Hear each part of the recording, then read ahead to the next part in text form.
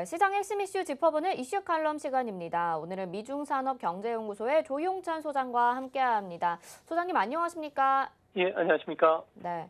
최근에 중국이 기업도 규제를 하게 됐고 게임 규제 그리고 부자도 연예인 이렇게 좀 규제를 하게 됩니다. 공동 부유를 강조하고 있기 때문인데요. 지금 정책이 좌측으로 좀 완전히 바뀌고 있는 상황이라서 이 중국뿐만 아니라 우리나라에도 어떤 영향을 미칠지 좀 자세하게 알아보는 시간 가져보려고 합니다. 먼저 이제 8월 17일에 중국 이제 핵심 간부들이 중요한 연설을 이 회의에서 했다고 하더라고요. 어떤 내용이 담겼는지 설명 부탁드릴게요. 네, 8월 17일 날 중앙재경회의가 열렸는데요. 여기에는 상무위원뿐만 아니라 장관급 이상이 다 참석하는 회의였습니다. 여기서 베이다허 회의에서 집중 논의됐던 내용들이 이제 구체적인 윤곽을 드러냈는데요. 2049년이죠. 중국 건국 100주년까지는 국민 전체를 물질뿐만 아니라 정신 생활까지도 부자로 만들겠다는 공동 부유론을 제시했습니다. 지난 40년간 중국의 경제 발전을 이끌어왔던 덩샤오핑의 선보론 대신 앞으로는 분배 중시로 바뀌겠다는 이런 정책을 냈는데요. 여기에 구체적인 내용을 보면은 기업은 앞으로 수익을 쫓지 말고 부를 사회에 환원하라. 그리고 소득 분배 질서를 이제 바로 세우겠다고 이야기했는데요. 이제 결국 앞으로 모든 정책은 부유자들을 털어서 빈곤층을 구제하는 데 쓰겠고요. 격차 확대에 따른 사회적 불만을 빅테크 기업에게 돌리면서 위기에 빠진 공산당 집권과 관련된 논리를 만들어 나가겠다는 생각이기 때문에 앞으로 중국 경제에 커다란 영향을 끼칠 것으로 보여집니다. 네, 말씀하신 것처럼 지금 중국은 계속 공동 부유를 강조하면서 분배를 강조를 하고 있습니다. 그런데 중국의 지금 성장을 가져온 게 말씀하신 것처럼 덩샤오핑의 선부론이잖아요. 그래서 갑자기 이렇게 40년 만에 정책을 180도 바꾸게 된 이유가 무엇인지 궁금합니다. 네, 크레딧 스위스에 따르면은 중국의 소수 1% 부자 같은 경우에는 중국 전체 부의 30%를 독점하고 있는데요. 중국의 모든 통계 지표들 같은 경우에는 여러 차례 물타기를 한 뒤에 데이터들을 발표한 것이기 때문에 이런 마사지한 데이터를 가지고 분석했다는 측면에서 이보다 더한 격차가 벌어지지는 아닌가 이렇게 보여집니다. 중국인들의 생활 격차를 보여주는 지니 지수 같은 경우에는 2019년에 0.465까지 급등을 했는데요. 경계선인 0.4를 크게 웃돌았습니다. 올해 같은 경우에는 코로나로 인해서 실업자 또 수입이 크게 줄면서 지니 지수가 0.5로 사상 최고치까지 지금 올라섰을 것으로 보여지는데요. 이 때문에 저소득층, 젊은 층을 중심으로 해서는 곳곳에서 대규모 시위들이 일어나고 있습니다. 이 때문에 앞으로 중국은 부자, 기업인, 이들과 결탁한 관료들의 돈을 뺏어서 나눠주는 그 대의 멸진이죠. 대의를 위해서는 친족도 멸한다는 이런 쇼를 훌륭하게 보여주지 않을까 전망이 됩니다. 일단은 불평등이 양극화가 좀 심화가 되고 있는 상황이기도 하고 부를 뺏어서 어려운 서민들에게 좀 도와주겠다라는 어떤 정치적인 좀 쇼를 보여주겠다라는 의미로 해석이 되고 있는 것 같기도 합니다. 그런데 이제 중국이 이렇게 기업들을 좀 규제를 하게 된다면 그동안 대기업들이 좀 모여 있는 베이징, 상하이 이쪽에서 규제를 먼저 시작하게 된 게 아니라 저장성 민영 기업들이 좀 모여 있는 곳이죠. 이쪽에서 먼저 시작을 하게 된다던데 그 이유는 무엇인가요? 네, 저장성 같은 경우에는 예전부터 윈도우 상인들이 있었던 지역인데요. 민영 기업이 가장 발달된 지역입니다. 그러다 보니까 기업과 관이 결탁이 아주 심한 곳인데요.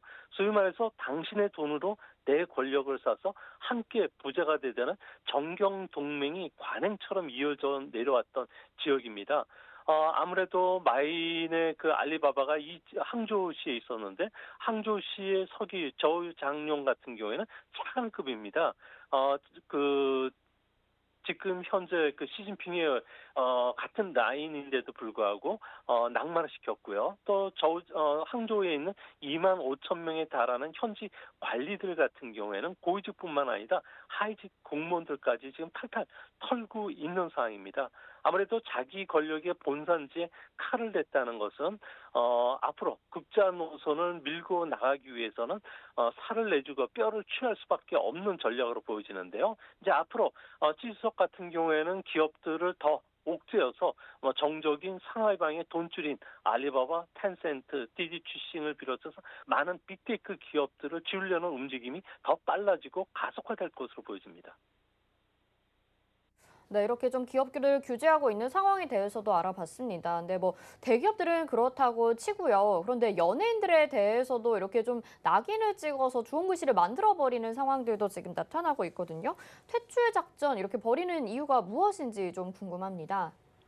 네, 시주석 같은 경우에는 사회주의 핵심 가치를 지키는 정신문화 체계를 바로 세우겠다고 밝혔는데요. 이 때문에 인지도가 높은 연예인을 골라서 시범 케이스로 타격을 주면요. 자유주의나 자본주의를 선호하는 인민들뿐만 아니라 이와 결탁되어 있는 관료들 그리고 기업가들의 시위 효과가 아주 크기 때문에 그렇습니다. 전 엑소 멤버죠. 우이팡 같은 경우에는 성폭행 혐의로 구속이 됐고요. 이것을 시발점으로 해서 적벽대전에 출연했던 여자 주인공 조미, 그러니까 중국말로는 자오웨이 같은 경우에도 타도 대상이 됐습니다. 이 때문에 자오웨이가 출연했던 드라마나 동영상 플랫폼들 같은 거 다 지워졌고요. 또 알리바바의 마인 쥐기에 나서면서 마인과 연계되어 있는 그 연예인들을 지금 집중적으로 지금 조사에 들어가기 시작을 했고요. 이 때문에 앞으로 연예인, 감독, 작가, 문화가들 같은 경우에는 청산 대상이 되면서 정부가 그어놓은 도덕적 레드라인만 넘어도 이제 그 음악에서 사라지는 이런 살벌한 시대가 좀 도래한 것은 아닌가 보여집니다. 지금 뭐 중국에서 활동하고 있는 기업인이나 연예인이라면 본인이 타겟이 될까 봐 상당히 좀 두려움에 떨고 있을 것 같기도 합니다. 적벽대전 영화 우리나라에서도 굉장히 인기가 많았었는데 거기에 나오는 이제 자오웨이, 조미라는 한국 이름을 가지고 있죠. 지금 자오웨이도 이 타격의 대상이 되고 있습니다. 갑자기 자오웨이가 이렇게 타깃이 된 이유가 무엇인가요? 네, 자오웨이 같은 경우에는 마인의 알리바바 자회사죠. 엔트그룹이 IPO로 추진할 때 어머님 이름으로다가 5억 위엔 엄청난 돈을 투자한 것뿐만 아니라 남편인 황여우롱 같은 경우에는 마인과도 아주 각별한 친분을 쌓고 있었습니다. 상하이방의 지갑이라가 불리다가 숙청당한 민텐그룹의 샤오젠화도 관련이 아주 깊은 인물인데요. 민텐그룹 같은 경우에는 후원자가 상하이방 거물인 쩡쩡인 것을 모르는 중국인들은 없습니다. 이 때문에 이제 자오웨이 부부 같은 경우는 중국 당국에 의해서 아예 강제적으로 지어질 것으로 보여지고요. 이 때문에 자오웨이와 절친인 왕피라고 해서 중국 그 톱 가수이자 연예계 사교 클럽을 경영하는 부자인데요. 이 친구 그리고 리빙빈 같은 경우에도 아예 선긋기에 나섰고요. 동창인 황쇼민 같은 경우에도 아무래도 그 자신 있게 불똥이 튀지 않을까. 조미화하고 함께 찍은 사진 같은 경우에는 소셜 미디어에서 아예 삭제를 시키고 자신이 종족을 감췄다고 합니다. 자칫 친구를 구하려다가 자신도 타도 대상이 될 수가 있기 때문에 알아서 중국 연예인들 같은 경우에는 몸조심하고 있는 그런 분위기라고 합니다. 네, 이렇게 되면 뭐 중국뿐만 아니라 홍콩이나 대만에서 활동하고 있는 연예인들도 좀 타격이 될 것 같습니다. 우리나라도 이에 영향을 받을 것 같은데 또 중국에서 활동하는 스타들이 있잖아요. 지금 우리나라 상황은 또 어떨지도 말씀해 주세요. 네, 중국의 연예계 숙청이 일어나면서 아무래도 그 궁극적으로는 시진핑의 그 반대파들에 대한 자본사슬 끊기에 지금 나서고 있는데요. 플랫폼뿐만 아니라 팬클럽 문화, 문화예술 카르텔 같은 경우가 일순간에 지금 무너지고 있습니다. 이 때문에 그 아무래도 장점이라든지 정춘홍 그리고 류인상 같은 경우가 문화계 대부로 통했고 이들의 손자들이 대부분 이거와 관련된 기업들을 경영하고 있는데요. 이 때문에 국가 광전 총국 같은 경우에는 이영걸 같은 경우에도 제안하는 그 타겟 운동을 지금 펼치고 있는데 이영걸 같은 경우에는 마인 패밀리라고 부르면서 지분도 서로 참여를 하고 있는 상황입니다. 이뿐만 아니라 미국 국적자인 그 중화권 스타인 루이피라든지 화네이버 그리고 왕리 그리고 캐나다 국적의 세팅성 같은 경우에도 걸면 다 걸리게 되어 있는 상황이고요.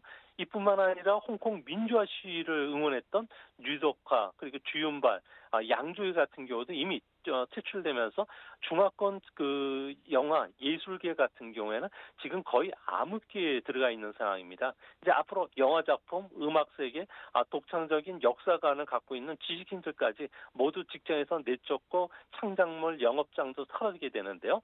이렇게 되면은 우리나라와 관련된 동북 공정이나 문화 공정이 역사 왜곡을 넘어서 자유나 민주주의, 인권 의식이 강한 우리 K-팝이라든지 K 컨텐츠 그리고 중국 내 그 유통이나 공연을 완전히 막을 가능성이 높지 않나 보여집니다. 이제 중국이 이제 암흑 시대에 들어가면서 반대로 우리나라 그 문화나 영화 K-팝을 비롯한 이런 그 문화 예술은 아시아를 대표하는 콘텐츠로 올라설 수 있는 기회가 되기 때문에 중화권에서 활동하는 이런 그 비즈니스는 위축이 될지 몰라도 아시아 전체로는 시장의 파이가 더 커지지 않을까 보여집니다. 네, 뭐 양면의 얼굴을 가지고 있는 지금 정책인 것 같습니다. 그런데 이 공동 부유론이 어찌 보면 다시 공산주의, 과거로 좀 회귀하는 듯한 느낌인데 사실 중국은 이 공산주의가 아니라 공산주의를 벗어나기 위해서 중국식 사회주의를 하게 되면서 경제 성장이 좀 빠르게 일어난 것 아니겠습니까? 이게 과거로 다시 회귀하는 듯한 이 공산주의로 실현이 되는 게 과연 가능한 일인지도 좀 궁금한데요. 어떻게 보시나요? 네, 시진핑 같은 경우에 공동 부유는 신조어가 아니고요. 전임자인 그 마오쩌둥의 정책을 흉내는 것입니다. 마오쩌둥 같은 경우에는 1953년부터 농업의 생산을 좀 끌어올리기 위해서 집단 농장화를 추진했고요. 또한 그 영국의 철강 생산을 추월하겠다는 목표까지 내걸었는데요. 이와 관련된 게 1958년 대약진 운동으로 뚜렷하게 나타납니다. 이때 중국 경제 같은 경우에는 파탄이 나면서 4천만 명이 3년 만에 대기근 속에서 굶어 죽기도 했고요. 이제 앞으로 시진핑 같은 경우엔 공동 부유가 중국 경제를 더 어려움에 빠뜨릴 가능성이 큰데요. 이같이 보는 근거는 사회주의 시장 경제 대신 마오쩌둥식 사회주의만 남은 경제 체제로서는 뭐 고소득층, 빅테크 기업뿐만 아니라 모든 경제 활동 주체자들 같은 경우에는 단속이 일제히 벌어지게 되고요. 자산 몰수라든지 기부금 감면, 벌금이 남발하는 상황 속에서 정상적인 경제 활동을 할 수가 없다는 겁니다. 피해자들이 수탈이라고 느끼게 되면은 뭐 중국 경제는 활력이 떨어지게 되고요. 그렇게 되면 R&D 투자를 늘리는 기업도 없어질 것입니다. 그렇게 되면 생산성도 감소하게 되고요. 실업자가 더 늘어나고 소득이 또 줄어들고 이런 악순환에 빠지면서 마오쩌둥 시대로의 그 회기가 중국 경제를 상당히 그 나락으로 떨어뜨릴 가능성이 크다는 점에서 아시아의 그 가장 그 중요한 제조업뿐만 아니라 독창성이 강한 한국이 상대적인 반사 이익을 보게 될 것으로 보여지고요. 이거와 관련된 주시장에도 다시 외국인들이 한국 증시를 주시하는 결과를 초래해 주지 않을까 이렇게 보여집니다. 네, 지금 이렇게 좀 이 과거로 회귀하는 듯한 현상을 보여주면서 다소 좀 안타깝다는 생각도 들긴 하는데요.